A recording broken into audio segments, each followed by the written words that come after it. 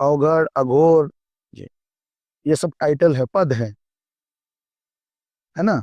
पहले इतने सहज तो हो जाओ, तो अघोर, सहज का मार्ग, पहले सहजता को प्राप्त हो जाओ, फिर अब अवघर, दूसरों के घर के लिए सोचोगे, कुछ कल्याण की भावना, ये सब पद है। तो अवघर, अघोरी, अवधूत, अघोरेश्वर, ये सब पद है। ये रास्ते हैं उस अघोरेश्वर तक पहुंचने। मैंने फिर कहा कि अघोरी एक मार्ग नहीं है, अघोर एक अवस्था है। अवस्था, उस अवस्था को प्राप्त करने के लिए कुछ मार्ग है ना। उस मार्ग पे चलना और उस स्थिति तक पहुंचना, ये अघोर है। इसके सिद्धांत नहीं होते हैं कुछ, क्योंकि अघोरी कोई सिद्धांत बनाता है नहीं। जो सहज हो गया, एक बालक क्या सिद्धांत बनाएगा। सही बात। तो शिव के भोले भाव का जो स्वरूप है वो अघोर है, वो उनका तीसरा मुख है, अघोर जो घोर नहीं है। जी। तो फिर आप शमशान साधना करोगे? नहीं करूंगा, नहीं, जिज्ञासा बस है पूछ रहा था। जिज्ञासा। जिज्ञासा बस। जिज्ञासा तो बाबू ये है, शमशान एक स्थान है ना, है कि नहीं, जहाँ अंतिम गति को प्राप्त हो जाता। उसका नाम क्या तुमने रखा? शमशान। समस्थान। शमशान अपभ्रंश है, वो समस्थान है जहां राजा मरे तो राख, चोर मरे तो राख, साधु मरे तो भी राख, जहाँ तक समान। सब समान। वहां यदि आप जाते हैं, हाँ, और वही समानता का भाव सीखते हैं, उस सीखने के लिए यदि आप शमशान साधना बोलते हैं, तो कोई हर्ज नहीं। वहां कुछ अलग तरीके की साधना होती नहीं है, जो प्राय ये सब लोग बताते हैं। शमशान को सिद्ध कर लिया। अरे बंधुओं, यहाँ क्या सिद्ध करना है, जाना है। महाराज जी, एक चीज और पूछना चाहता हूँ कि अघोरी महाराज वगैरह खोपड़ी क्यों रखते हैं मानव की? ये हर बार स्मरण के लिए रखते हैं कि जब इसमें कुछ था ना, तो ये बहुत चल रही थी। मैं इसको हमेशा बोध रखूं कि मैं भी इसको खाली रखूं ऐसी। मतलब उसका कुछ और महत्व नहीं है? प्रतीक है कि बार बार देखो, पहले तो तुम्हारा यूट्यूब था नहीं ना, है। तो शिष्य प्रतीक रखते थे, परंपरा कुछ प्रतीक रखते थे। है। कोई शालिग्राम रख रहा है, कोई खोपड़ी रख रहा है, ये प्रतीक है अपने ईश्वर के, अपने गुरु की भेंट के। उसके कई सारे बोध है। इस खोपड़ी को हमेशा अपने हाथ में रखना, दूसरे के हाथ में मत देना। पढ़ाइए ना, और अपनी खोपड़ी को संभाल के रखना, झोली में रखना। एक पॉडकास्ट वाला इतने ज्ञानियों को बुलाता है ना, इतना ज्ञान सुनने के बाद भी वो तो पॉडकास्टर ही रहा। इसका मतलब इन सभीयों का ज्ञान उसके लिए निरर्थक था, तो समाज के लिए कैसे सार्थक होगा। सही बात है। ये अभी खुद नहीं बदले, आप बदले नहीं, ये तो शब्द रहेंगे अभी कोरे, है ना। तो यही संदेश है। नमस्कार दोस्तों, स्वागत है आप सभी का एक बार फिर मेरे YouTube चैनल पर। तो मित्रों, आज के इस वीडियो में हम महाकुंभ में थे, जो इस साल का एक बहुत बड़ा उत्सव है, जहां हमारी मुलाकात हुई आशीष जी महाराज, जो कि अघोरी जी हैं और अवगढ़ संप्रदाय से बिलोंग करते हैं। महाराज जी, कुंभ वैसे तो हर साल लगता है और हर साल का कुंभ महत्वपूर्ण होता है, लेकिन इस साल जो लगने वाला कुंभ है वो इतना महत्वपूर्ण क्यों है, जो 144 साल बाद लग रहा है? उसके बारे में थोड़ा बताइए आप हमें। देखो, ऐसे महाकुंभ कुंभ नहीं होता है, जी। कुंभ कुंभ होता है। आप जिस ढंग से उसको उत्सव को मनाओगे, उसमें महा जोड़ दे दो, जी। उससे कुछ होता नहीं कि ये कुछ 140 या 44 साल के बाद महाकुंभ आया है। कुंभ ही आया है, अपने ग्रह और नक्षत्रों के अनुसार ये तिथि मनाई जाती है। ये कोई दिन फिक्स वाला नहीं है ना। तो ये कुंभ है, हाँ, इसको महान तरीके से मनाया जा रहा है, महाकुंभ है। कुंभ माने ज्ञान। जी। 4 जगह बूंद गिरी थी ना ज्ञान की, जी। है ना। तो यहाँ ज्ञान इस आधार पे बूंद गिरी थी अमृत की, कि यहाँ सभी ऋषि मुनि आके एक प्लेटफॉर्म सेट कर सकते थे कि यहाँ के जो लोग हैं, जिनको जिज्ञासा है कुछ जानने की, वो सुलभ हो जाए इसी भूमि पे, उनको हिमालय जाने की जरूरत नहीं। तो ये गुरु शिष्य परंपरा थी तभी, कि गुरु दीक्षित करके फिर 12 साल दोनों भ्रमण को निकलते थे, गुरु और शिष्य। और हर 12 साल बाद उन्होंने 4 जगह तय कर दी थी, वहां भेंट होगी। इसलिए ये अज्ञान की ज्ञान से भेंट इति कुंभ। आपको जिस टाइप का ज्ञान चाहिए यहाँ आज मौजूद है। सभी साधु संत अलग अलग प्रकार के, जो आपको पसंद हो, आपका व्यंजन तैयार है, आप जाइए तो। और ये मौका 12 साल बाद फिर आया है। हर साल तो आता ही है, हाँ, लेकिन साल साल मिला के 12 साल बाद फिर आता है। तो इसलिए इसको महाकुंभ बोलो, लेकिन साधु की भाषा में तो ये कुंभ ही है। आप इसको कैसे महान बनाते हैं, 144 साल हो गए कुंभ को या जो भी, तो ये वाला कुंभ आप कैसे मनाते हो? क्योंकि कुंभ तो इसकी पिछले बार भी गया है ना। ये तो तिथि के अनुसार चलता है। तो जैसे कल भी होता, तो कल जैसा दिन आज से पहले कभी आया ही नहीं होता है ना। जैसे आज हम लोग बोल रहे हैं, ये घड़ी ना पहले कभी आई थी ना कभी आएगी, जी सही बात है कि नहीं? जी। आज की 13 तारीख ना पहले कभी आई थी ना कभी आएगी, है ना। इसी आधार पे कुंभ कुंभ है। महाराज जी, अघोर मार्ग में अवगढ़ पद क्या होता है और इस पर चलने की आपको कैसे प्रेरणा मिली, इसके बारे में थोड़ा बताइए हमें।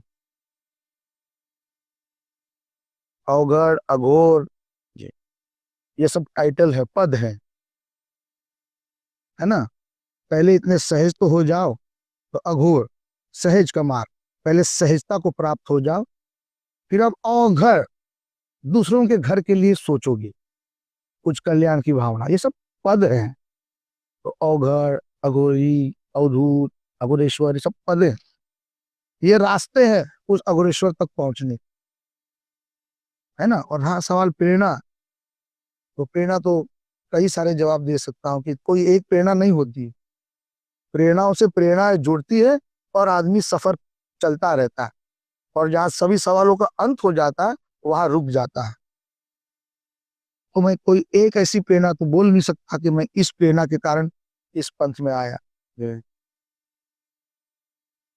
जिससे मैंने सीखा वो बहने का मार्ग है। जी। मुझे जहां जहां प्रकृति ले गई, मैं वहां गया। अब प्रकृति तय करे कि मैं वहां जाके न्याय किया नहीं किया, वो तो बाद में पता चलेगा, लेकिन वो मुझे जहां ले जाती है वहां ले गए।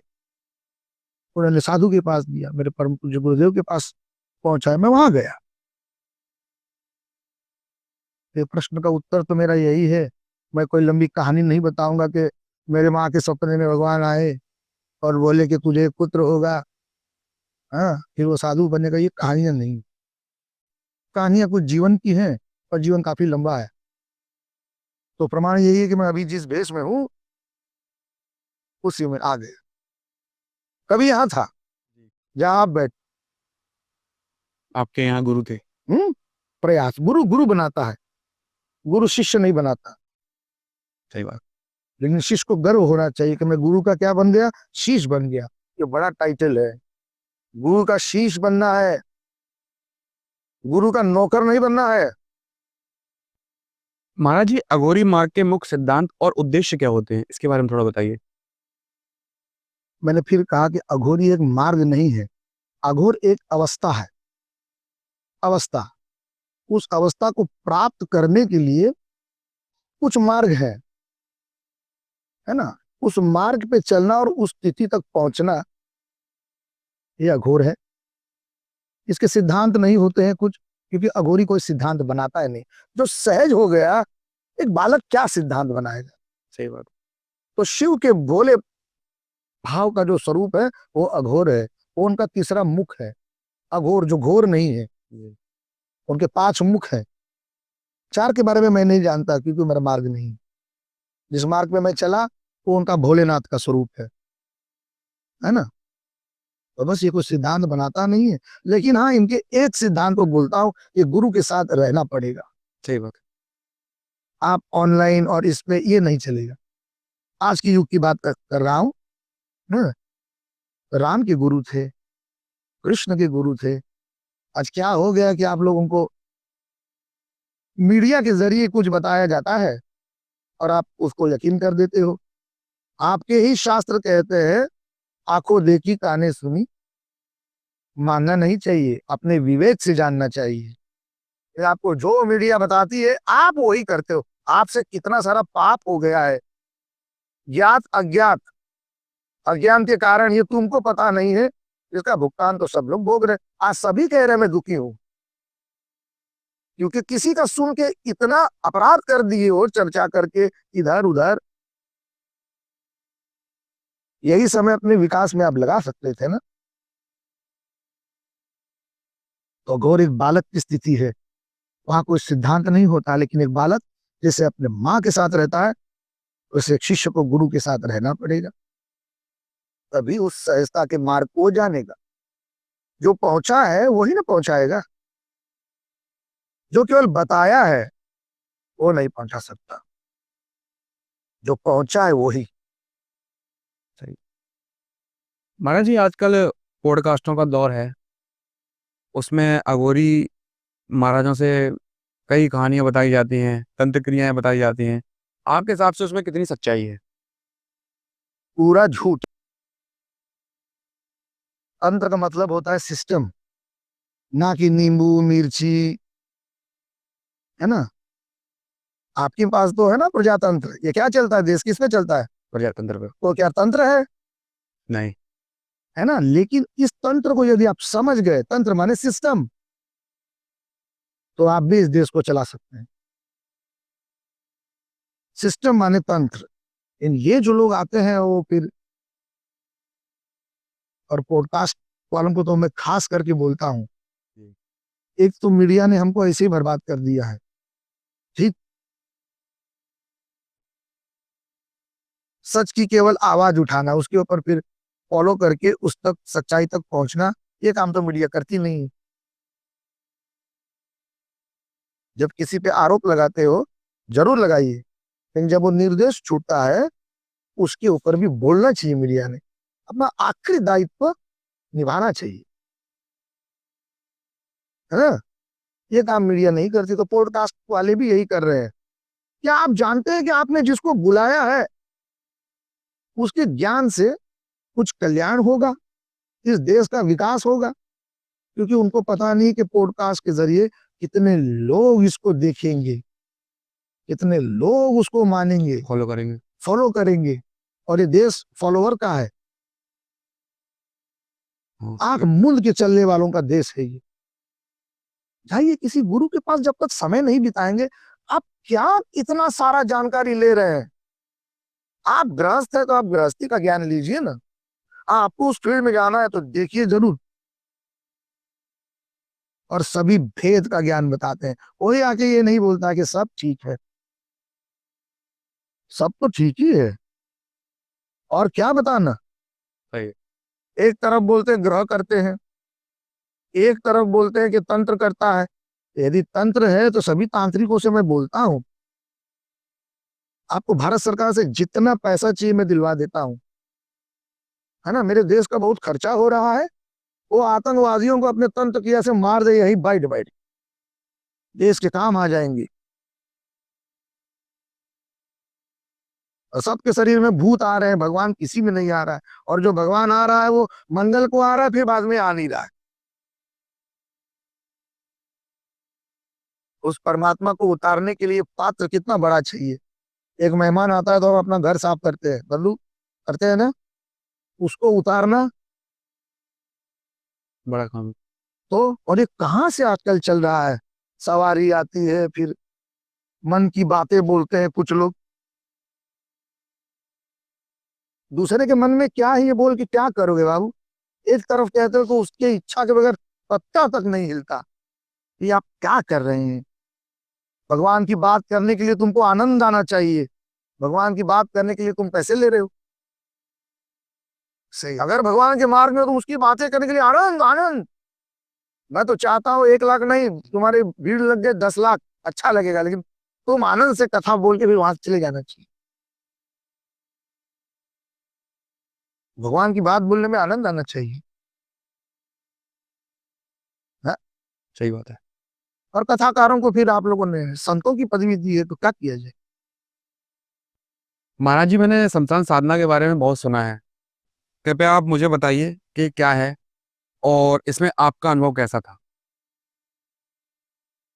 पहली बात तो ये जो सवाल है वो आपका है, जी। ये समाज का है। दोनों। तो जाओ पहले समाज को पूछो, ये साधना जो बताऊंगा तो सीखोगे, करोगे? करोगे? कि आप किसी की अगर साधना पूछते हो तो कुछ जिज्ञासु हो, कुतूहल तो साधु नहीं तुम्हारा पूरा करेगा, जिज्ञासा आपकी पूरी की जा सकती है। वो कर दीजिए थोड़ा। तो फिर आप शमशान साधना करोगे? नहीं करूंगा, नहीं जिज्ञासा वो पूछ रहा था। जिज्ञासा, जिज्ञासा बस। जिज्ञासा तो बाबू ये है, शमशान एक स्थान है ना, है कि नहीं, जहां अंतिम गति को प्राप्त हो जाता। उसका नाम क्या तुमने रखा? शमशान। समस्थान। शमशान अपभ्रंश है, वो समस्थान है जहां राजा मरे तो राख, चोर मरे तो राख, साधु मरे तो भी राख, जहाँ तक समान है। सब समान। वहां यदि आप जाते हैं, हाँ, और वही समानता का भाव सीखते हैं, उस सीखने के लिए यदि आप शमशान साधना बोलते हैं तो कोई हर्ज नहीं। वहां कुछ अलग तरीके की साधना होती नहीं है जो प्राय ये सब लोग बताते हैं। शमशान को सिद्ध कर लिया, अरे बंधुओं यहाँ क्या सिद्ध करना है, जाना है, यहां से तो जाना है, और क्या सिद्ध करना है। जिसने इस धरती को बनाया है वो इसको चलाना जानता है। सही बात। तुम क्यों बीच में? तंत्र होता है इस ढंग से, किसी का सिस्टम जान लो, जो आपका सिस्टम है वो अगर आपने जान लिया तो आपके लिए सबका सिस्टम आसान हो जाएगा। जो व्यक्ति खुद को जान लिया उसको सबको जानना आसान हो जाएगा बाबू। सही बात। अभी खुद को ही नहीं जान रहे हो, और ये जान रहे हो, कृष्ण जान रहे हो, राम जान रहे हो, तंत्र जान रहे हो, मंत्र जान रहे हो। तंत्र का मतलब होता है इंजीनियरिंग, तंत्र उसको भी बोलते हैं, जी। है ना। ये यंत्र है, इसके अंदर तंत्र है, और ये बोलने वाला मंत्र है। ये कौन बोल रहा है जी? एक मुर्दे को भी जबान होती है ना, बोलता है, बोलता है मुर्दा? हाँ नहीं नहीं नहीं, वो नहीं बोलता। नहीं बोलता है ना, तो कौन गया? बोलने वाला गया। वाला गया। पाँव भी है, चलने वाला गया है। कोई तो है बंधु जो जाने वाला है, उसी को तो जानना है किस चीज में समय बिता रहे हो। लेकिन अध्यात्म एक बड़ा विश्वविद्यालय है बाबू, कोई पहली में है, कोई दूसरी में है, कोई तीसरी में है, उसमें हम भी हैं, है ना, सभी लोग। इन सब लोगों से निवेदन है, तंत्र के नाम पे, मंत्र के नाम पे, यंत्र के नाम पे आप जरा अपने स्वयं का ही अन्वेषण करें। एक बार जरूर ऊपर वाले को देख के याद करना चाहिए, मैं क्या कर रहा हूं, बस। सभी ज्ञानी है और सभी सियाने एक मत है ना। तो इतने मत कैसे हो जाते हैं? सही बात है। महाराज जी, आजकल देश में पर्ची बनाने वाले बाबाओं का बड़ा वो दौर चल रहा है। इसमें कितनी सच्चाई है कि मतलब आप किसी के मन की बात जान लेते हैं? क्या आपको क्या कहना है इस बारे में, थोड़ा इस बारे में बताइए। देखो मैंने अभी जवाब दिया, अध्यात्म में एक एकता है, कोई पहली में है, कोई दूसरी में है, कोई तीसरी में है। टीचर तो तीनों का बीएड किया हुआ रहता है, लेकिन स्टूडेंट के अनुसार उनको वो ज्ञान बांटता है। तो कुछ पहली के बच्चे या सीनियर जूनियर के, A for Apple. Apple, Apple आपको दिखाना पड़ेगा तो या ए को मानोगे। तो अब पर्ची जान के, किसी के मन की बात जान के क्या होगा यार? सही बात है। कुछ जीवन बदलता है तो बोलो, या आपकी किसी की मन की बात जान ली और आप वो रुक गया, कह रहे ये जान लिया, ये तो ईश्वर ही है। यहाँ तो मन की बात क्या है, घर नहीं है, बंगला नहीं है, गाड़ी नहीं है, बीवी नहीं है, बच्चे नहीं है, 7-8 चीजें हैं बस, सही है ना। और काश अगर मन की बात मान ही ले। नानक तो बोलते हैं, ऐसा नाम निरंजन जे को मन जाने मन को। या आपके मन ने अगर आपको जान लिया तो बस हो गया। सब लोग मेरे पास आते हैं, मैं अपनी तलाश में हूं, मैं अपनी खोज में हूं। ये सब शब्दों ने तुमको पागल कर दिया है। आदमी माया में नहीं फंसा है, शब्दों के जाल में फंसा है। माया से क्यों डरना है यार, वो तो माँ है। सही बात। एक बच्चा माँ से क्यों डरे? लेकिन तुम माँ को तो माया को तो जानते ही नहीं हो अभी तक, माया माया चिल्ला रहे हो। तुम मोह छोड़ो, माया छोड़ो, सब छोड़ के मेरे पास आओ और मैं कुछ ना छोड़ू। यही हो रहा है। सही बात है। तंत्र माने सिस्टम। सभी तांत्रिकों से मैं निवेदन करता हूं, तंत्र चलाइए ना, अपने देश को सुरक्षित कीजिए। जाइए रॉ आईबी के पास, अपनी शक्ति का प्रदर्शन कीजिए। एक नींबू एक जन, दूसरे ये तो दावा करते हैं। तो ये पहली के बच्चे दूसरी के बच्चे के पढ़ाने वाले पाठ है। महाराज जी, समाज में देखा जा रहा है कि कई अघोरी बाबाओं के द्वारा झूठ और पाखंड फैलाया जा रहा है, दीक्षा के नाम पर लाखों रुपए लिए जा रहे हैं। इसके बारे में थोड़ा बताइए कि लोग कैसे बचें इन अघोरी बाबाओं के झूठे प्रपंचों से। एक कपड़ा लेते हो तो 10 दुकान खोजते हो, है ना? खोजते हो ना? तो मैंने अभी बोला ना, जैसे तुम गुरु खोजते हो, तुम पात्र बन जाओ ना, गुरु को आने दो। खोजने वाला गुरु तुम्हारी तरह होगा ना, सही। जो चाहता है कुछ पैसे में मैं दीक्षित हो जाऊं, मुझे ज्ञान प्राप्त होगा। तब तो राम ने तो फिर और वशिष्ठ ने कितना लिया होगा। सही बात। नहीं, ऐसा नहीं है, शिष्य परंपरा ऐसी नहीं है। गुरु और शिष्य दो नहीं होते हैं, एक पहले जानने वाला, एक थोड़ा बाद में जानने वाला। जैसे मैंने एक बार कहा कि एक पिता और पुत्र के जो में भेद है, एक पहले पिता है और एक बाद में पिता बनेगा।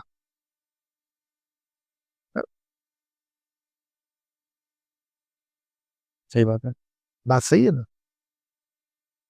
तो थोड़ी गुरु परंपरा जीवंत रखनी चाहिए, समझे बाबू? और कुछ कहना चाहेंगे महाराज जी इन अघोरी? कहना तो बहुत चाहता हूँ, लेकिन ये जो ढोंगी है ना, हाँ, ढोंगियों आप को। चाहते हैं ना तभी ना मिल रहे हैं। सही बात। मेरी प्रकृति इतनी कृपावान है ना, आप चाह लीजिए कि एक दिन में पैसा आए। ये ढोंग है कि नहीं? सही बात। है ना? तो क्या उसको मिलेगा? नहीं, उसको ऐसा ढोंगी को खोजना पड़ेगा जो एक दिन में उसको धन दे। और बाद में ये फंसता है और फिर गुरु परंपरा को दोष लगता है कि इसके गुरु ने फंसाया, है ना?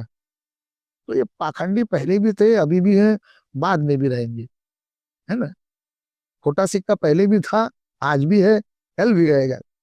और खोटा चीज पहले चलता है, सच्चे को डर नहीं होता है, वो बैठा रहता है ना? जी महाराज जी, ज्यादातर देखा जाता है कि नागा साधु और अघोरी साधु भस्म का प्रयोग करते हैं। मतलब वो भस्म का प्रयोग क्यों करते हैं, उससे क्या लाभ होता है, मतलब उसके बारे में थोड़ा बताइए। लाभ के बारे में पूछेंगे तो दो लाभ हाँ। है ना? एक तो बोध का लाभ, कि एक दिन जो होना है उसको पहले ही ओढ़ लो, है ना? और दूसरा, प्राय साधु ठंडी में रहते हैं, है ना? बस में थोड़ी गर्म होती है, कहाँ बेचारे स्वेटर पेटर लेके जाएंगे? तो अपने बस में लगाओगे तो आम ठंडी से थोड़ा ठंडी कम लगता है। ये उसका एक लाभ है, एक आध्यात्मिक, एक भौतिक, है ना? दो ही तरीके के लाभ। और भस्म का महत्व? बहुत है, महत्व केवल इतना ही है। बहुत तो शब्दों की गरीबी तो बोलना पड़ता है कि जैसा स्टूडेंट वैसा भोजन ना। भस्म का मतलब एक ही बोध होता है कि बस यही होना है, अंत में। बस ये बोध काफी है, कोई महाग्रंथ पढ़ने की जरूरत नहीं है। सब लोग ऐसा ऐसा ज्ञान बांट रहे हैं कि हो सकता है वो ज्ञान सुन के कोई अनिष्ट कर दे। पहले तो ज्ञान के लिए गुरुओं के पास जाया जाता था, आज तो ऑनलाइन उपलब्ध है सही। और कोई कहीं पहुंच नहीं रहा है। जैसे मैंने आपको सवाल किया आपके माध्यम के द्वारा, जाइए तांत्रिकों से आह्वान कीजिए ना, देश के भ्रष्टाचारियों के ऊपर एक एक नींबू काट दो। शांति चाहिए ना तुम लोगों को, देश के लिए कुछ काम करो। कोई करेगा? नहीं करेगा। क्यों? दावा तो कर रहे हैं पॉडकास्ट में, ये करने से ये होगा, शमशान जाइए, ये कीजिए तो बंधी लक्ष्मी खुल जाएगी। भारत कर्जे में है मेरे बंधुओं, भारत कर्जे में। कुछ कीजिए, तंत्र का प्रयोग कुछ कीजिए देश के लिए, अपने सिस्टम चलाने के लिए। या छोटे तो फिर, लेकिन आपने, मैंने कहा आपको, कोई फर्स्ट स्टैंडर्ड का, कोई सेकंड स्टैंडर्ड का। सही बात। बच्चे लोग की डिमांड वो है, तो गुरु तो प्रकट होगा उस टाइप का, सही है। है ना? तो है बनारस में 2.5-2.5 लाख रुपया लेते हैं, अब लाश पे बैठ के और खोपड़ी का माला, क्या समाज को आप क्या दे रहे हैं, कहाँ पहुंचा रहे हैं बाबू? महाराज जी एक चीज और पूछना चाहता हूँ कि अघोरी महाराज वगैरह खोपड़ी क्यों रखते हैं मानव की? ये हर बार स्मरण के लिए रखते हैं कि जब इसमें कुछ था ना तो बहुत चल रही थी, मैं इसको हमेशा बोध रखूं कि मैं भी इसको खाली रखूं। ऐसी मतलब उसका कुछ और बात तो नहीं है? प्रतीक है कि बार बार देखो, पहले तो तुम्हारा यूट्यूब था नहीं ना, है, तो शिष्य प्रतीक रखते थे, परंपरा कुछ प्रतीक रखते थे। है। कोई शालिग्राम रख रहा है, कोई खोपड़ी रख रहा है, ये प्रतीक है अपने ईश्वर के, अपने गुरु की भेंट के। उसके कई सारे बोध है। इस खोपड़ी को हमेशा अपने हाथ में रखना, दूसरे के हाथ में मत देना। पढ़ाइए ना, और अपनी खोपड़ी को संभाल के रखना, झोली में रखना। और जो भिखारी है वो अपने खोपड़ी का प्रदर्शन कर रहे हैं, कितना मिलेगा? चवन्नी अठन्नी। ज्ञान प्रदर्शन की चीज नहीं है, इससे बोध लेना है। ज्ञान तो छुपा के और योग्य पात्र को दे के ज्ञान की पूर्ति होती है। हर किसी के पास होती है खोपड़ी? किसी को महत्व ही नहीं मालूम, देखा देखी है ना। हाँ। शंकर जी अब मुंडक माला काहे पहनेंगे मेरे भाई? क्या जरूरत है उस शिव को? है? सही बात। लेकिन जैसे चित्रकारों ने प्रस्तुत किया, देखा, लेकिन वो है तो प्रतीक। हाँ, समझे ना? हाँ। किसी को 10 मुंड है, किसी को 3 मुंड है। मुंड के महत्व है, ये ऐसे नहीं बता रहे, है कि नहीं? तो खोपड़ी रखना, ये रखना, ये तो प्रतीक है कुछ सीखने के लिए, दिखावे की चीज नहीं है। उसमें शराब पीना, अबे पात्र है, गिलास लेके कहाँ चलेगा? सही बात है। हाँ, आटा किसमें सानेगा? हम्म। पूरा संसार लेके चलेगा क्या साधु? हम्म। आटा उसी में सानेगा, पीक कर आग में बना देगा, उसी में जल पिएगा, उसी में। हाँ, अब उसने अपने खोपड़ी को पात्र बना दिया है और हमेशा खाली रखा है। परमात्मा तू जो दे, है ना, अब तू जो इस पात्र में डाले। अब मेरा क्या रहा? संन्यास। मैं तो बुढ़िया हो गया, मैं तो मर गया, अब क्या? और मांगना क्या है? अगर उसको पिता मानते हो तो उससे मांगना क्या? वो पुत्र ही क्या जो पिता से मांगे, और वो पिता ही क्या जब मांगने पे दे? विश्वास तो करो यार कि है पिता अपना कोई। सही बात। तो महाराज जी आप अपने द्वारा अपने भक्तों और सामान्य लोगों को क्या संदेश देना चाहेंगे, बताएं थोड़ा। आपकी मांगे कम करो, मांगे, और थोड़ा ये यूट्यूब का ज्ञान से थोड़ा बच जाओ। इतना ज्ञान मत सुनो, जो चाहिए उसमें जाइए, आप कहीं ना कहीं पहुंचेंगे।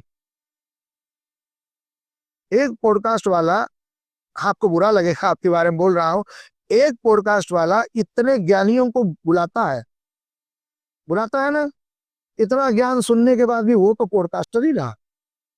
इसका मतलब है इन सभीयों का ज्ञान उसके लिए निरर्थक था, तो समाज के लिए कैसे सार्थक होगा? सही बात है। ये अभी खुद नहीं बदले, आप बदले नहीं,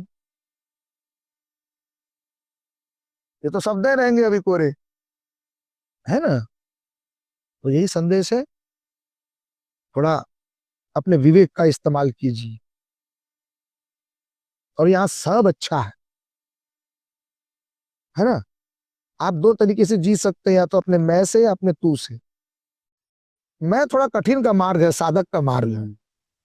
थोड़ा भक्त का भाव लीजिए, तू, तुम हो ना ईश्वर, इतना ही मानते हो ना ईश्वर है। छोड़ो ये ब्रह्मा विष्णु महेश, छोड़ो, ईश्वर हाँ। है ना? बस अपनी श्रद्धा को प्रगाढ़ करते रहो। है, मरूंगा, हाँ, ईश्वरी तो आएगा मुझे लेने, जिसने भेजा है वही। कितना सुंदर भाव है, तुमको मौत के बारे में डराया गया है, और फिर तुम्हारे ग्रंथों में लिखा है कि भय भी न होए न प्रीत। तो कुछ लोग जानते हैं कि तुमको जब तक डराएंगे नहीं तुम मानोगे नहीं।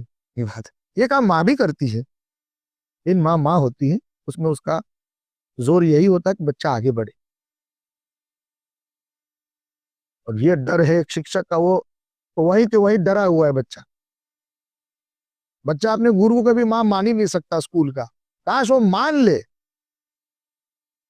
तो फिर तो ज्ञान सहज हो जाएगा उसको ग्रहण करना। तो ज्ञान ग्रहण कीजिए, गुरुओं के पास जाइए, जाइए मत ये कीजिए ये गुरु, तुम कभी गुरु को मत खोजना। तुम कल पात्र बन जाना, गुरु तुमको खोज लेगा। तुम्हारा खोजा हुआ गुरु भी तो तुम्हारी तरह होगा। सही बात। और फिर गुरुओं को गाली देते हो। जरा देखो तो तुमने खोजा हुआ है बंधु, काश गुरु तुमको खोज ले, है ना। बस यही संदेश है। जो अपनी परंपरा सनातन जो भी बोलते हो, ये गुरु शिष्यों की ही परंपरा है। उस परंपरा के लिए थोड़ा जागरूक हो जाइए। ऑनलाइन की परंपरा नहीं थी, ना कभी उससे कुछ प्राप्त होगा, है ना। जाइए किसी गुरु के पास रहिए। ऑनलाइन आप किसी को जान नहीं सकते, लेकिन आप यदि किसी के पास जाएंगे और धैर्य रखिए, कोई जल्दबाजी नहीं है। गुरु झूठा हो तुम उसकी फिक्र मत करो, तुम सच्चे रहो बस। सही बात।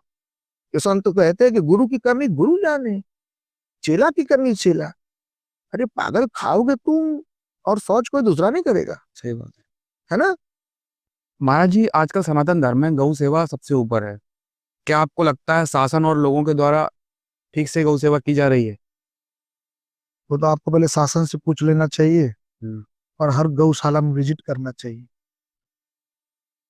कि क्या हो रहा है। जो मेरा व्यक्तिगत राय है, गौशाला से जो उत्पन्न होता है उसमें कुछ मैंने सुना है कि 80% या कुछ ऐसे सब्सिडीज चलती हैं। तो मैं तो यही चाहूंगा कि आप लोगों को भी सवाल करना चाहिए। सब्सिडी माने गवर्नमेंट का पैसा, गवर्नमेंट का पैसा मतलब हम सभी का पैसा।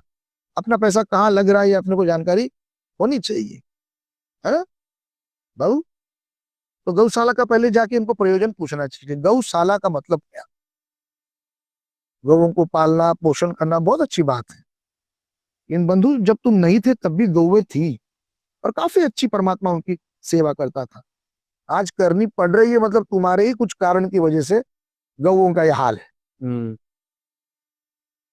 चीजें बिगड़ेंगी तब ना सुधरेंगी। तो बिगड़ी है तब सुधारने में लगे हो, लेकिन तुम्हारे जब नहीं थे तब भी गौएं थी। अच्छा गाय जब आई जीवन में, चलो ठीक है, गाय का उत्पन्न कहाँ जा रहा है? क्यों न देश में संकल्प लिया जाए कि जितनी गौशाला है पूरे देश में, उनसे जो दूध उत्पन्न होगा वो एक एक बच्चे को, हाँ, गणना की जाए, एक एक प्याला भी दिया जाए तो क्या बुरा, सही बात है। हाँ। सब तो भाई ठीक है, लेकिन ये गौशाला का प्रयोजन क्या है ये तो पूछना ही चाहिए ना आपको। भाई आप किस लिए, हाँ ठीक है गौओं की सेवा, ठीक है कर ली गौ की सेवा आपने, उस सेवा से गौ तो दूध देगी ना, दूध देगी, उसका आप क्या करते हैं? बेचते हैं ज्यादातर लोग। आप सब लोग देखो, बेच, आप ही ने जवाब दिया, बेचते हैं। हाँ, बेचते हैं और अपना उपभोग करते हैं। तो इसलिए यदि गौ की सेवा हो रही है तो हर घर में एक एक गौ दे दो ना, ये गौशाला का नाटक बन जाता। हर व्यक्तिगत आदमी एक गाय को तो पाल ही सकता है और एक गाय से जो दूध होता है पी ही सकता है। सही बात। ये गौशाला का स्वांग फ्लूट है। आज भी निकलो यूपी, थोड़ा राजस्थान, हाईवेज पे गायें घूम रही हैं, कितने सारे एक्सीडेंट हो सकते हैं। या तो ये गायों को कुछ नियम बनाओ कि जिनकी भी गाय है जो रोड पे घूमेंगी उनको यदि पकड़ा जाएगा तो उनको फाइन, और अगर मरी जाएगी तो उनको दंड दिया जाएगा कि जो तुम्हारे कारण मरी। जो दूध निकाल के छोड़ देते हैं बाहर। हाँ हाँ, हाँ। अगर ऐसी गायों के साथ जिसको माँ बोलते हो हाल है तो वही तो तुम्हारी संस्कृति बनेगी। आज बच्चा भी तो यही कर रहा है, दूध चूस लेता है, जब माँ बूढ़ी हो जाती है तो उसको छोड़ देता है। सही बात है। तो ऐसा मत करो। दूध देते हो अगर अच्छी लगी है माँ, हम्म। तो जब नहीं देगी तो तुम उसको दूध पिलाओ यार, सही बात। है ना। चारा तो खिला ही सकते हो यार। सही बात। काम नहीं करेगा तो दाना पानी बंद कर दोगे क्या? नहीं, सही है। तो आप जाइए, पूछिए इन लोगों से। अच्छी बात है, गौशाला और होनी चाहिए। और संकल्प एक ही, कि कोई बच्चा दूध रहित मरे न। और खोलो गौशाला, मैं बोलता हूं। लेकिन संकल्पवान होना चाहिए। जो संकल्प है आपका भाई, कुछ उद्देश्य, भाई ये तक पहुंचना है। भारत सरकार पूरा और लुटा है। मैं तो चाहता हूं, दूध 80 रुपए लीटर हो गया है। दूध 80 रुपए लीटर हो गया है, सुनने में आता है। मेरे सभी गौशाला इतना खिलाओ गायों को कि राशन कार्ड में दूध फ्री। क्या बात है, इतना दूध करो निर्माण, कौन रोका है? हैं?